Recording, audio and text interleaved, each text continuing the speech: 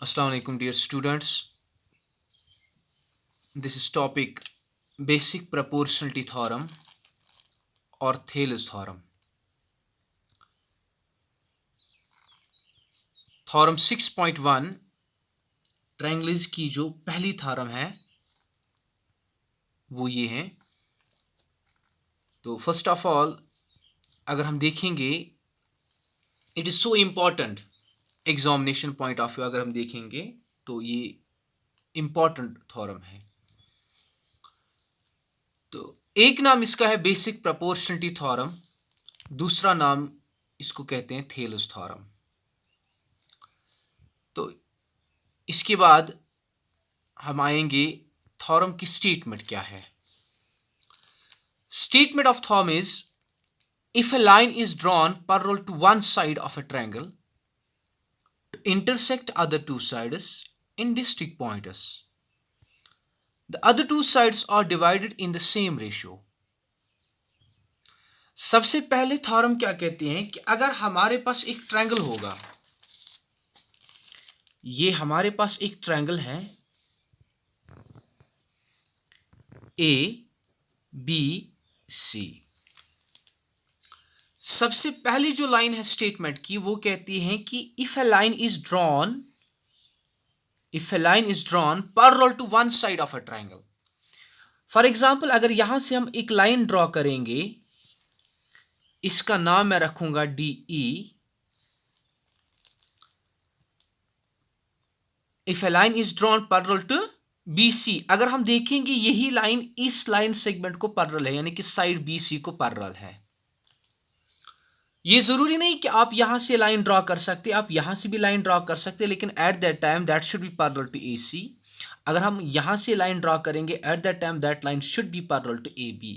किसी भी साइड से आप ड्रॉ कर सकते हैं, किसी भी दो साइड से आप ड्रॉ कर सकते हैं, but the condition is there कि गिवन लाइन जो आप भी ड्रॉ करेंगे that should be parallel to one side. उसके बाद स्टेटमेंट ऑफ थ्योरम कहते हैं कि यही लाइन जो हमने एक लाइन ड्रॉ की ये पैरेलल है बी सी को, यही लाइन इंटरसेक्ट करेगी other two sides at two distinct points. यानी कि अगर हम देखेंगे ए बी या ए सी, यही एक लाइन इंटरसेक्ट करते हैं ए बी को at point D and A C को at point E, two distinct points.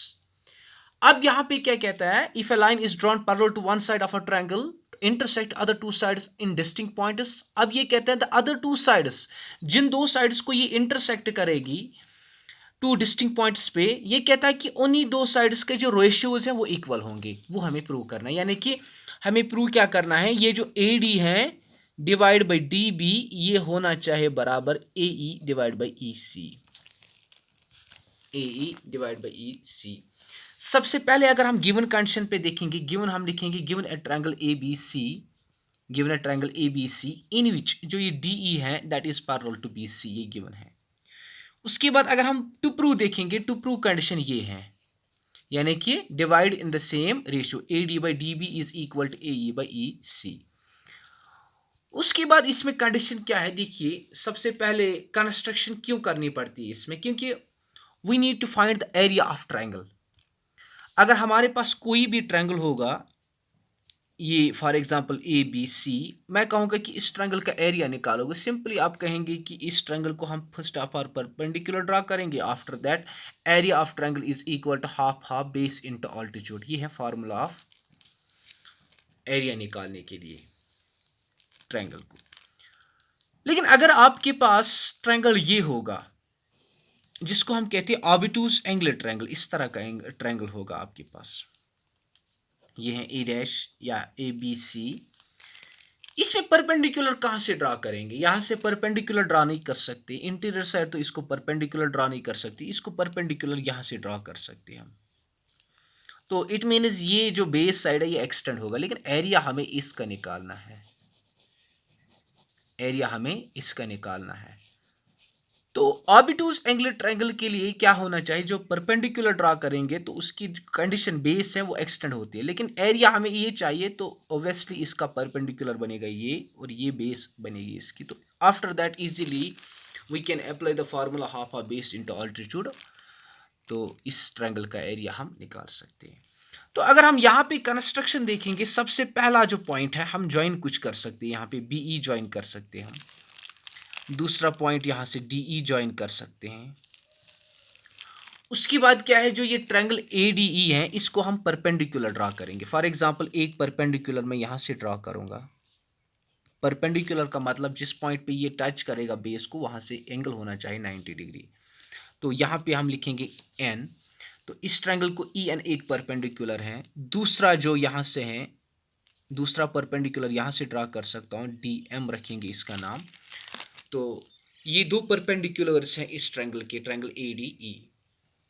सबसे पहले अगर हम देखेंगे ये जो ट्रायंगल ए डी ई, अगर इसका एरिया निकालेंगे हम, area of triangle A D E that should be equal to half of base. Base क्या बनेगी, देखो अगर ट्रायंगल ए डी ई हमने लिया, इसका एरिया निकालना है, तो एक कंडीशन में अगर हम ए डी बेस रखेंगे, तो जब ए डी बेस है उस वक्त परपेंडिकुलर बनेगा ई एन।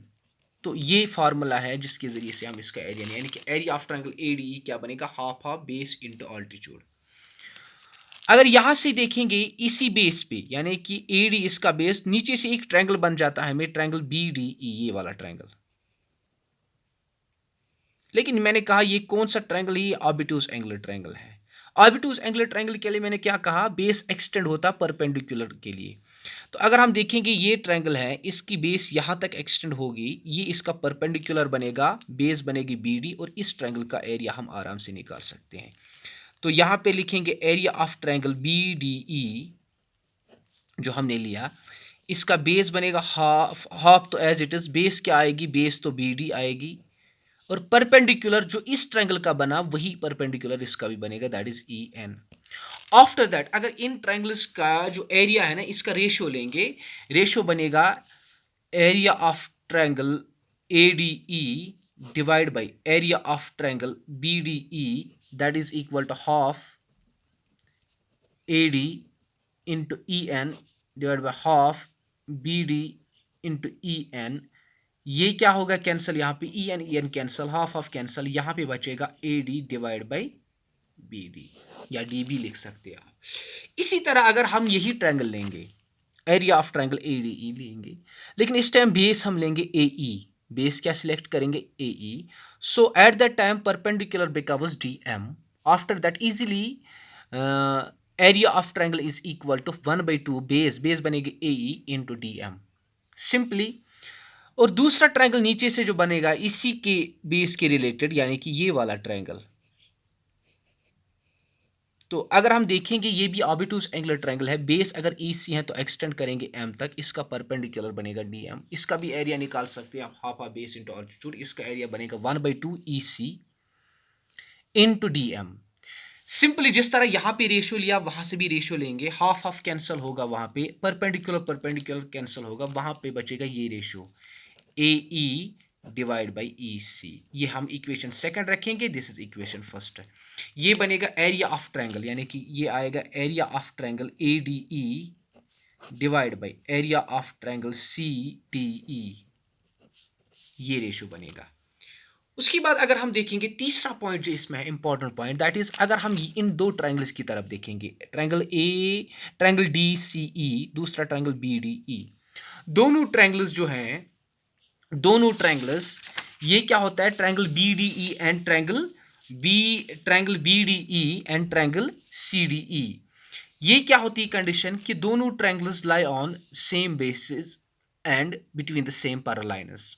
फॉर एग्जांपल अगर हम देखेंगे दोनों ट्रायंगल्स की जो बेस है दैट इज डी ई, यानी कि बी डी ई, यहाँ पे बेस डी ई बनेगी। अगर इस ट्रायंगल की बेस देखेंगे डी ई, और बिटवीन द सेम पैरेलल्स, यही पैरेलल लाइन बनेगी D E and B C. ये 9th में एक थ्योरम है, जो भी दो triangles lie on the same base and between the same parallels, उनका एरिया इक्वल होता है, उनका एरिया इक्वल होता है। तो यहाँ पे अगर हम देखेंगे area of triangle C D E that should be equal to area of triangle B D E. अगर इन दोनों ट्रायंगल्स का एरिया इक्वल होगा, if as per the condition, यही दो ट्रायंगल्स की जो एरिया है ये दोनों इक्वल होंगे, तो ऑब्वियसली हम बोलेंगे from equation first and equation second and equation third बनेगी यही area of triangle. Equation third हमारे पास आएगी area of triangle B D E is equal to area of triangle C D E, ये है equation third. So from equation first second and third हम बोल सकते हैं A D by B D is equal to A E by A C. ये था basic proportionality theorem. अब यहाँ पे देखेंगे किया क्या हमने।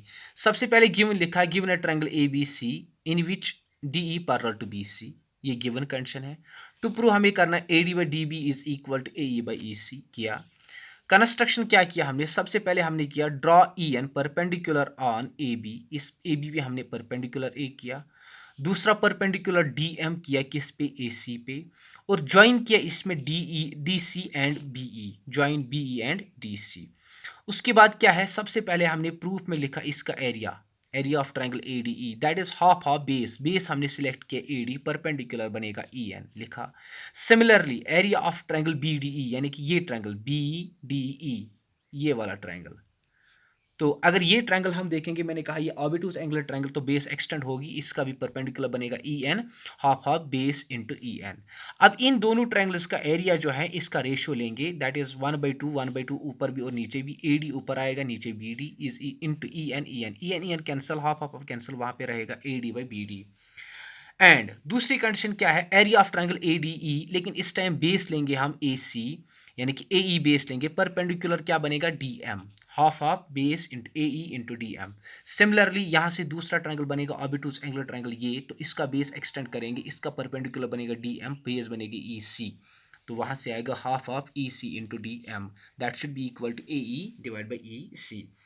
उसके बाद अगर हम देखेंगे यहाँ पे denominator area of triangle B D है, यहाँ पे denominator area of triangle D C D E C. तो मैंने कहा कि note that triangle B D E and triangle D E C are on the same base, दोनों की base एक है D E, and between the same parallels B C and D E. तो इन दोनों ट्रायंगल्स का एरिया इक्वल होता है, ये एक कंडीशन है 9th क्लास में congruent triangle. So area of triangle B D E is equal to area of triangle D E C.